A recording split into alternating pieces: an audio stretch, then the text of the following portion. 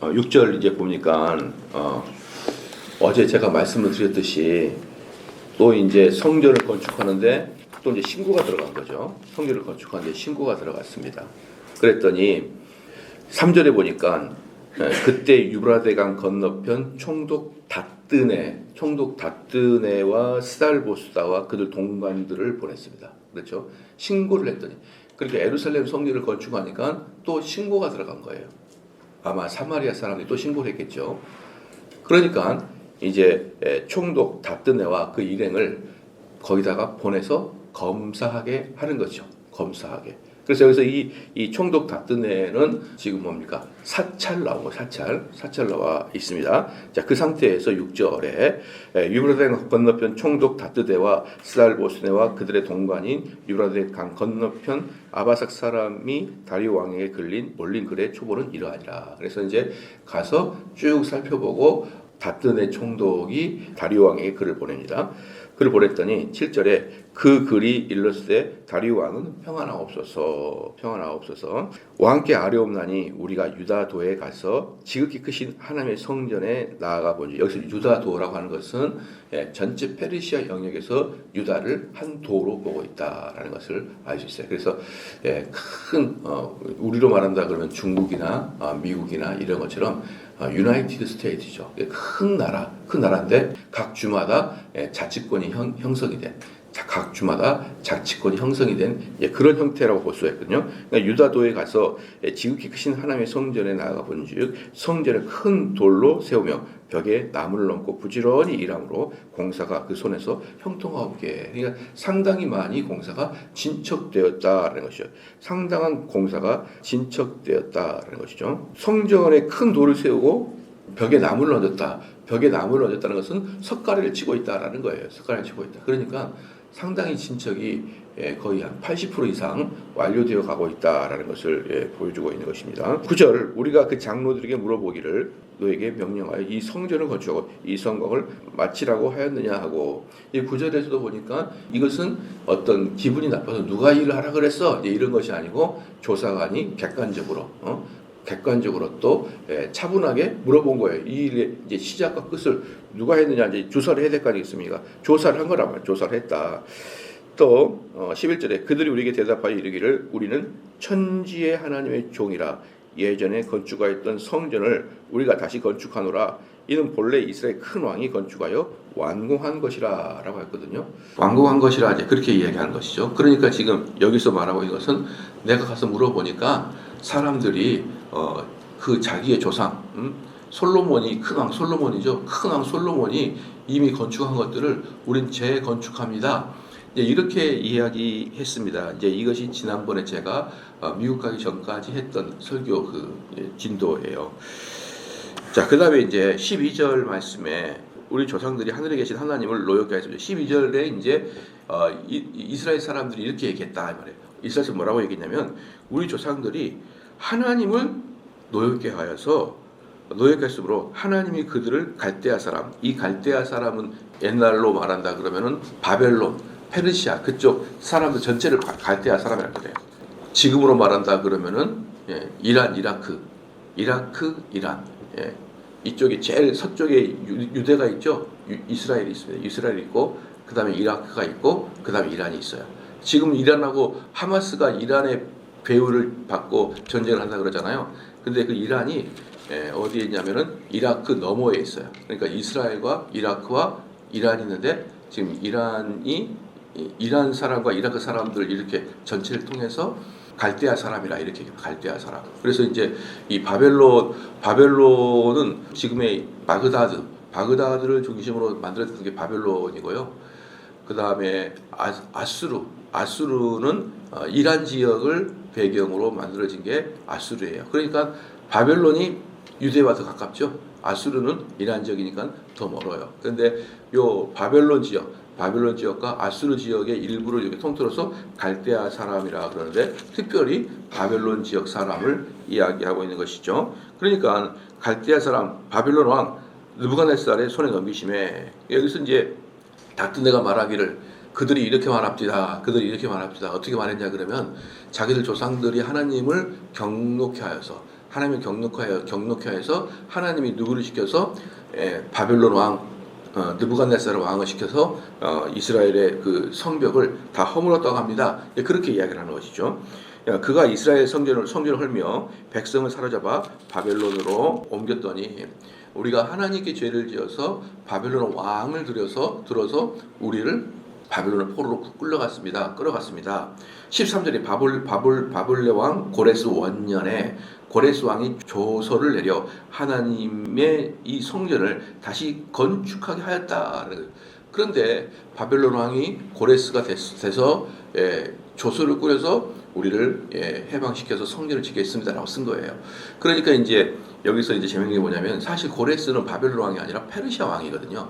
그러니까 여기서 고레스 원년에 고레스 왕이 조서를 냈다. 조서를 냈다는 것은 페르시아 왕이잖아요. 페르시아. 그렇죠. 바벨론에서 끌려갔고 그 다음에 이 고레스가 페르시아 국가가 바벨론을 점령함으로 이제 그 뒤를 이은 나라가 페르시아인데 왜 여기서 이제 바벨론이라 그러면 두 가지 이유가 있어요. 첫 번째는 뭐냐면요. 페르시아가 바벨론을 점령했어도 페르시아 사람들은 우리는 바벨론의 어떤 정통성을 이어간다라고 말하고 있는 거예요. 그러니까 신바벨론이다 이런 뜻이죠. 바벨론 이게 이제 뭐랑 똑같냐면요.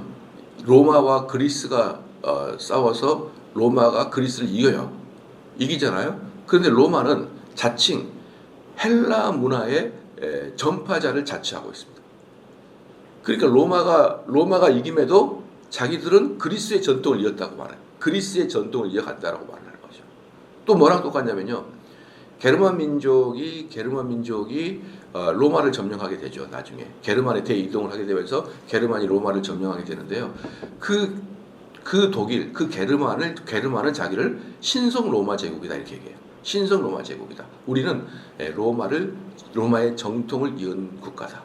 또 로마는 우리는 그리스의 정통을 이은 국가다라고 말하듯이 페르시아가 바벨론을 점령하고 우리는 바벨론의 정통을 이은 국가다라고 말할 수가 있는 거죠. 그러니까 그 당시에 그렇게 하는 나라의 독특한 게 뭡니까? 왜 로마의 정통을 이어가는 게 아니고 그리스의 정통을 이어간다 그러고 왜 게르만의 전통을 이어가는 게 아니고 신성 로마 제국이라 그러고 이렇게 하는 이유는 뭐냐면은 여러분 알다시피 그리스나 또는 로마나 또 바벨론이나 문화가 훨씬 발전한 것이죠. 군사력은 로마가 더 세겠죠. 또 군사력은 로마에 비해서 게르만이 더 세겠죠. 바벨론에 비해서 페르시아 군사력이 세겠지만 문화 또는 학문 이런 거에 있어서만큼은 훨씬 더 아름다운 그런 문화였기 때문에 우리는 바벨론의 정통을 이어간다라고 할 수가 있는 것이죠. 여러분 느낌이 오시죠? 그래서 이제 이 고레스 왕은 자신들을 바벨론의 전통에 이어간다고 해서 페르시아라고 하기도 하고 신바벨론 제국이라 이렇게 얘기를 하게 됩니다. 자기들 두 번째는 뭐냐 그러면은 왜 굳이 페르시아 왕이라고 쓰지 않고 고레스의 원년이라 이렇게 썼냐? 고레스 왕 원년이라 썼냐 그러면요. 바벨론 왕 느부갓네살이 헐었고 그리고 다시 바벨론 왕 고레스가 허락을 해줬다. 이 라임을 맞추기 위함이죠. 바벨론 왕 느부갓네살이 헐었고 바벨론 왕 고레스가 다시 우리를 흥하게 했다. 다시 재건축하게 했다라는 것이거든요. 그렇게 그 뜻을 얘기해요. 그럼 그렇게 말하는 뜻은 뭐냐 그러면요. 이것은 바벨론 왕 느부갓네살이 예루살렘 성전을 무너뜨리고 그 다음에 고레스 왕이 성전을 재건축한다라는 걸 말하고 있는 게 아니라 바벨론 왕 느부갓네살이나 고레스 둘 다 하나님의 진노에 의해서 예루살렘 성전을 무너뜨리는 데 있어서 도구였다라는 걸 말하고 있는 거예요. 그러니까 이스라엘 사람들이 지금 다뜨네에게 말하기를 우리의 신앙은 이렇다. 우리가 하나님께 범죄하였고 하나님의 진노가 있었고 그래서 하나님이 우리를 혼내고 우리를 채찍질하는데 그 중에 하나가 제일 중요한 게 성전을 헐어버리는 것이고 바벨론을 포로로 끌려가는 것이 하나님 우리 조상들에게 벌을 준 내용인데 그 내용은 너희들의 문제가 아니라 하나님이 너희 왕들을 도구로 사용하여 우리를 채찍질하였기 때문에 바벨론 왕을 통해서 채찍질하였기 때문에 다시 하나님은 바벨론 왕을 통해서 우리를 건축하게 한 것은 필연적인 것이다. 왜? 하나님의 진노하심에 드러난 결과니까 그 이야기를 지금 하고 있는 것이죠. 그래서 이것을 바벨론 왕이다 이렇게 있습니다. 14절에 또 느부갓네살이 예루살렘 하나님의 성전 안에서 금, 은 그릇을 옮겨다가 바벨론 신당에 두었던 것을 고레스 왕이 신당에서 꺼내어 그가 세운 총독 세스바살이라고 부르는 자에게 내주었다라고 이렇게 했거든요. 그러니까 이게 총 4번에 걸쳐서 느부갓네살이 포로로 끌려갑니다. 느부갓네살이 예루살렘에 있는 사람을 4차례에 걸쳐서 바벨론으로 끌고 갑니다. 원래는 중요한 건 3차까지가 거의 끝이라고 볼 수 있어요. 마지막에 4차는 조그만 사람들의 이동이었는데요. 우리 한번 복습을 한번 해볼까요? 첫 번째는 뭐냐면 느부갓네살이 BC 605년에 느부갓네살이 예루살렘을 공격하면서 유다 왕족과 귀족 일부를 포로로 끌려갑니다. BC 605년에 포로로 끌고 가요. 여기 1차 포로로 끌고 갑니다. 1차 포로. 이때는 왕족과 귀족들의 일부를 끌고 간 것은 뭐냐 그러면은 너희들이 더 이상 우리한테 반항하지 못하도록 포로로 끌고 간 거예요. 그러니까 만약에 내가 유대의 왕인데 내 조카나 내 아들이 포로로 끌려가고 있으면은 바벨론에게 대항하기는 어렵잖아요. 이제 그런 관점에서 유다 왕족들과 귀족들의 일부를 데려갔습니다. 그리고 두 번째로 이제 뭐냐면 유다 왕 여호야긴 때 이 여호야긴이 바벨론을 배신을 합니다. 그렇게 유다의 귀족들이 끌려갔음에도 불구하고 여호야긴이 배신을 하니까 이 느부갓네살이 너무나 이제 화가 난 거죠. 너무 화가 나가지고 내려와가지고 전쟁에 능한 자 7,000명과 그다음에 기술자 건물을 짓고 그다음에 아주 뭐랄까요 그 도로를 닦고 무기를 만들 수 있는 기술자 1,000명을 데려가고 다수의 귀인들을 데려갑니다. 이 2차 귀환 때 치명적이었던 거죠. 2차 귀환 때 2차 포로 때 치명적이었습니다. 거기서 아주 알짜배기 사람들은 싹 다 그리고 남아 있는 사람들은 별 볼 일 없는 사람들을 남겨놓고 물론 그때도 이제 왕족들이나 귀족들이나 기술자들이 도망가서 숨어서 있어서 잡혀가지 않은 사람이 있을지라도 잡힌 사람들 중에서는 괜찮은 사람만 쏙 빼갔던 게 2차 포로 때였습니다. 그러면 남아있는 사람들은 그냥 별 볼 일 없는 사람들로 이렇게 남아있는 것이죠. 여러분 이게 나라를 세우는 데 있어서요. 이 엘리트들을 보존하는 것은 너무 귀한 것이죠. 엘리트를 보존하는 너무 귀한 것인데요. 사람들이 이동하는 것에 따라서 그 나라는 흥왕이 결정이 돼버리고 말죠. 느부갓네살이 이스라엘에 2차 포로로 갈 것 같아. 그냥 나이 들고 병 들고 또 공부 못하고 기술 없는 애는 다 내둬버리고 아주 알짜배기들만 싹 가져갔다는 거예요. 그럼 이걸 뭘 의미합니까? 바벨론은 부흥할 것이고 예루살렘은 어때요? 폭삭 망할 것인 것을 예고한 것이에요. 바로 이 2차 귀환이 사실은 가장 큰 귀환이었다라고 이제 할 수 있고. 근데 이렇게 데려가는데 또 시드기야 세 번째입니다.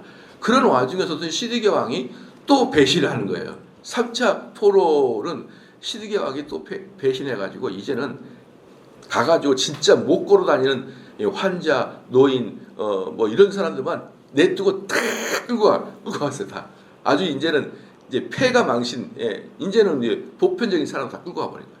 2차 때는 아주 용사, 기술자 이런 사람들만 귀인들만 끌고 갔는데 3차 때는 평민까지 다 끌고 가고 병들고 늙고 이제 군사력이나 경제력이나 아무런 도움을 줄 수 없는 애들만 남겨놓고 탁탁 들고 가버렸습니다. 이게 3차 포로인데요. 이때 완전히 유다는 시드기야 때 끝나잖아요. 완전히 끝나버려요. 그러다가 이제 BC 582년에 이스마엘이라는 사람이 바벨론에게 또 대항해가지고 전멸을 당해. 그 4차는 별로 중요한 게 아니에요. 왜냐하면 이제 그때 사람도 별로 없고 좋은 사람도 없고 이제 이미 3차 때 유다는 끝나버렸기 때문에.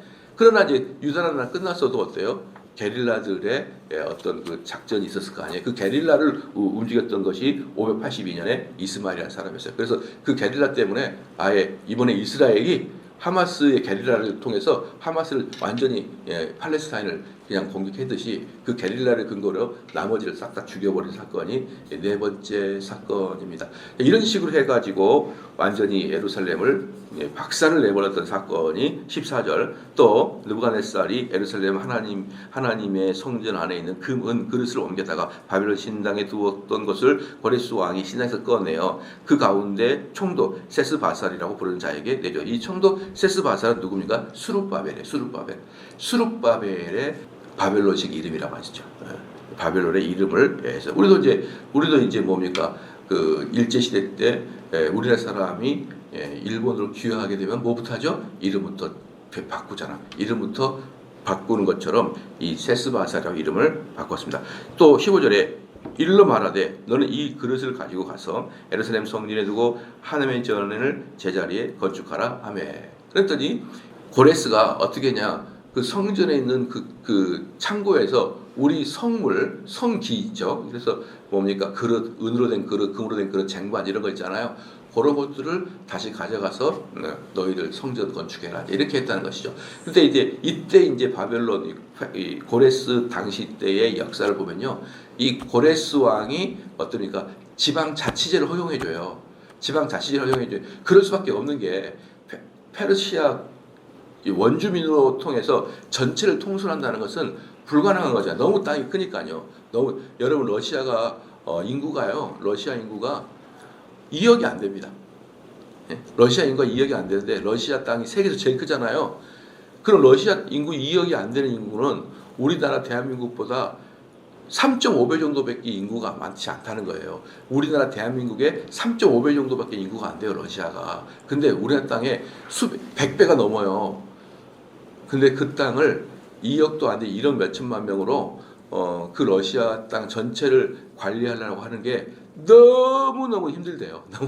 그리고 너무너무 돈도 많이 든대요. 그게 제국의 저주라는 뜻이에요. 제국의 저주는 자기 백성들을 가지고 그 넓은 땅덩어리를 지배하는 것 때문에 나라가 줄어드는 거예요. 나라가 국력이 약해지는 거예요. 왜? 그 큰 땅을 중국이라는 14억 인구는 관리할 수 있어도 2억, 3억 가지고 어떻게 그 땅을요? 그래서 이것을 제국의 저주라 그러는데 그들의 땅 지키다가 국력이 쇠약해진다.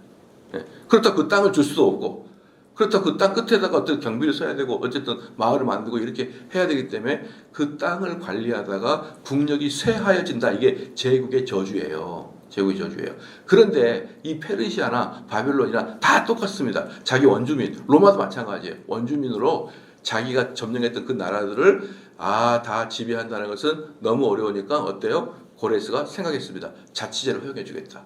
너희들이 자치제를 허용해서 너희들이 우리한테 세금만 잘 내면 우리가 너희들에게 보호해 주겠다. 이렇게 이제 한 것이거든요. 그 첫 번째가 뭐냐 그러면 각 종교를 회복해 줘. 이것은 고고하게 그대로 나와요. 고고하게 이 고레스 시대 때 보면은 그들이 지방 자치를 하고 그래서 바벨론 시대 때 느부갓네살 전부 다 가가지고 성전에서 빼가지고 전부 다 느부갓네살 성 안에다가 갖다 놨어요. 예? 그러니까 막 그 여기저기서 쿠데타가 일어나고 여기저기서 게릴라가 일어나고 난리가 나는 것이죠. 그러니까 고레스가 다시 나와가지고 그런 창고에 있는 성전의 기물들을 다 나눠줄 테니까 너희들 가지고 가라. 그러면서 각 국마다 다 준 거예요. 너희 나라 나. 예루살렘만 주는 게 아니라 다 줍니다. 근데 다른 나라는 전부 뭘 줬냐면요. 불상 같은 거 상 있잖아요. 상. 그걸 다 나눠줬어요. 근데 예루살렘을 부르니까 이게 없네. 뭐 상이 없어요. 그러니까 그릇을 다 나눠준 게 역사에 나와요. 고고하게 그 얘기 나와요. 그래서 예루살렘 줄 것은 접시밖에 없는 거예요. 접시 무슨 이렇게 수저 같은 거 이런 거밖에 없고 다른 나라는 불상 같은 상을 또 다시 나눠줬다라고 이제 할 수 있죠. 이제 15절에 일러 말하되 너는 이 그릇을 가지고 가서 예루살렘 성전에 두고 하나님의 전을 제자리에 건축하라 하매. 그러니까 우리는 이미 고레스 원년 때 허락을 받았다라는 것을 이야기하고 있는 거예요. 그러니 하매 이에 이 세스바살이 이르러 예루살렘 하나님의 성전 지대를 놓았고 이 세스바살이 누구라고요? 수룹바벨이 뭡니까? 성전의 지대 놓았고 그때부터 지금까지 건축하여 오나 아직도 마치지 못하였다 하였사오니 상당히 오랫동안 건축을 했고 한 80% 정도 진행했습니다 라는 뜻이에요. 자 여기서 이제 마지막에 이제 말합니다. 이제 이렇게 조사 보고의 마지막에 이렇게 하는 거예요. 이제 왕께서 좋게 여기시거든 바벨론에서 왕의 보물 전각에서 조사하사 과연 고레스 왕이 조서를 내려 하나님의 성전을 예루살렘에서 다시 건축하라 하셨는지 보시고 왕은 이 일에 대하여 왕의 기쁘신 뜻을 우리에게 보이소서 하였더라. 그러니까 이렇게 얘기하니 보물 전각이 뭡니까? 전쟁에서 전쟁에서 취득한 그 물건들을 쌓아놓은 그런 창고에 가서 조사하여 과연 이 페르시아 제1대 왕 고레스 왕이 조서를 내려 이 성전을 예루살렘에 다시 건축하라고 했는지 그런 증서가 있는지 좀 보시고 왕은 이 일에 대하여 바른 판단으로 저에게 명령을 내려주십시오. 그때까지 저희가 기다리겠습니다. 라고 이렇게 조서를 보낸 거예요. 그러면서 여기서 이제 제가 지난주에 얘기했듯이 그 조서를 보내고 그 고레스 왕이 그걸 살피고 그 다음에 그 전쟁에서 가져온 물자들을 보관한 창고에 가서 창고 대장을 봐야 될 거 아닙니까? 창고 대장을 쭉 보고 그러면 시간이 어때요? 엄청나게 오래 걸리죠, 이 일이. 엄청나게 오래 걸릴 때 이 총독은 그 일을 진행하고 있어라 이렇게 얘기한 거죠. 그래서 이제 오늘 여기까지 이제 본다 그러면요. 이제 고레스 왕이 다음번에는 고레스의 조서를 찾게 되는 것이 다음번에 이제 일인데요. 그래서 허락이 되는 건데 이 일을 통해서 이제 우리가 볼 수 있는 것은 뭐냐면 이미 어제 제가 말씀을 드렸듯이 이미 이스라엘 사람들은 낙담을 해가지고요 성전을 짓지 않고 있는 거예요. 그러니까 원래는 처음에 오자마자 성전을 지었거든요. 성전을 지었는데 사마리아 사람들이 그걸 방해했어요. 어떻게 방해했느냐? 그 국가에다가 페르시아에다가 저들이 지금 데모를 하려고 페르시아에게 지금 도전하려고 성전을 짓고 있습니다. 그래가지고 성전을 멈추게 한 거예요. 그런데 성전을 멈추게 했는데 그게 16년이 지나도 성전을 건축하지 않아요. 그러니까 하나님께서 학개와 스가랴를 보내가지고 그들의 정신을 바짝 차리게 정신을 바짝 차리게 하고 그 다음에 스룹바벨을 통해서 스룹바벨이 총독이니까 고위 공무원을 보내가지고 그것을 건축을 할 수 있는 틀을 만들고 그래서 예수아를 통해서 그들에게 소망의 말씀을 전하게 하고 그러니까 선지자 학개 스가랴는 정신을 바짝 차리게 했고 제사장 예수아는 그들에게 소망을 말했고 공무원이었던 스룹바벨은 그 일을 진행하는 행정적인 일을 다 감당하게 하면서 하나님께서 이런 사람을 통해서 다시 이스라엘 마음을 일깨워 깨웠고 그 다음에 외부 총독을 보냈는데 그 총독의 마음이 어때요? 편견을 가지지 않고 정확하게 보는 거예요. 요즘에 보면은요, 제가 참 두려운 게 뭐냐 그러면요, 그 판사들의 어떤 인생관과 판사들의 사고 때문에요, 징역 10년이 그 다음에 보면 무죄가 되는 게 있는데, 이게 판사가 누가 되느냐에 따라서 유죄가 되고 무죄가 되고 이런 희한망란한 나라가 돼버렸어요. 여러분 어떻게 생각합니까? 아니 죄를 졌으면 똑같이 징역 5년, 징역 6년 이래야 되는데 징역 5년 했다가 2심 가면은 무죄, 나중에 가면은 영웅 막 이렇게 바뀌는 거예요. 야, 이거 참 이게 여러분들 공포스럽지 않나요? 그러면 결국은 뭐냐면 우리는 객관적인 판단을 받는 게 아니라 어때요? 판사의 어떤 세계관에 의해서 우리가 재판을 받잖아요. 판사가 보기에 그래서 여러분 판사가 이렇게 이야기합니다. 저희들의 판사는 양심에 따라서 재판합니다. 그 양심에 만약에 자기의 세관이 들어있으면 어떻게 합니까? 이거는 이제 큰일 나는 거죠. 제가 왜 이런 나라가 됐느냐? 왜 우리가 그러면 판사를 이런 사람 만나고 저런 사람 만났다 복불복으로 10년을 받을 것인지 무죄가 될 것인지 왜 이런 판사들이 지금 많냐라고 생각했을 때 이 판사들이 젊었을 때부터 학교 다닐 때부터 무엇을 배웠냐면 포스트 모더니즘을 배워요. 포스트 모더니즘이 뭐냐면 정확한 객관적 실체는 없고 그 객관적 실체를 해석하는 사람이 중요하다는 게 포스트 모더니즘이에요. 그 객관적 실체를 해석하는 사람이 중요한 것이 포스트 모더니즘의 시대란 말이에요. 그래서 포스트 모더는 절대적인 기준이나 절대적인 진리가 없어요. 각자 사람마다 저 문제를 어떻게 해석하느냐에 따라서 달라지는 게 포스트 모더니즘이에요. 어렸을 때 중학교 다닐 때 고등학교 다닐 때 아마 국어 선생님이 뭐라 했냐면요, 국어 시간에 시를 읊으면서요, 자 김소월의 시를 보겠다. 사뿐히 지져밟고 가시옵소서 할 때 그 밑줄 형광펜 쫙 그거 뜻은 뭐야 이렇게 여러분 다 공부했을 거예요. 아마 물론 이제 초등학교도 안 나온 사람은 못 볼 수 있지만 초등학교에서 나오면 국어를 그렇게 배워요. 그 밑줄 그어 저자가 말한 게 뭐야 이렇게 하거든요. 근데 지금의 시는 뭐냐면 그 시에서 느낀 게 뭐야 이렇게 말해요. 우리가 어릴 때는 그 시의 저자가 말한 게 무엇이냐가 중요한데 지금 포스트 모더니즘 시대는 그 시를 보고 내가 뭘 느꼈냐가 중요해요. 바뀌었어요. 아마 김소월이가 저승에서 자다가 벌떡 일어날 거예요. 아니 나는 그런 뜻이 아닌데 너 막 그렇게 해. 이런 식으로 김소월 씨가 쉽게 말하면 이불킥 막 발로 차가지고 내가 그건 아닌데 왜 너 그렇게 이야기하냐. 그게 포스트 모더니즘 시대예요. 이런 사람들이 젊었을 때 학교 다닐 때 그런 교육을 담뿍 받으니까 이 사람의 죄의 객관성은 중요한 게 아니라 판사의 시각에 따라서 5년짜리가 무죄가 되고 무죄가 5년짜리. 자, 무서워요. 이놈의 판사들이 완전히 신이 되어버렸어요. 포스트 모더니즘의 결과가 신이에요. 신.